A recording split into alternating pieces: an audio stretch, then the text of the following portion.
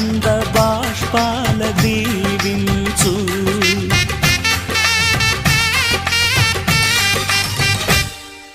తాజాగా మా ఇంట్లో పెళ్లి బాజాలే మోగేను, కొత్త యువరాణి రానుంది ఈ అంతఃపురం ఏలగా.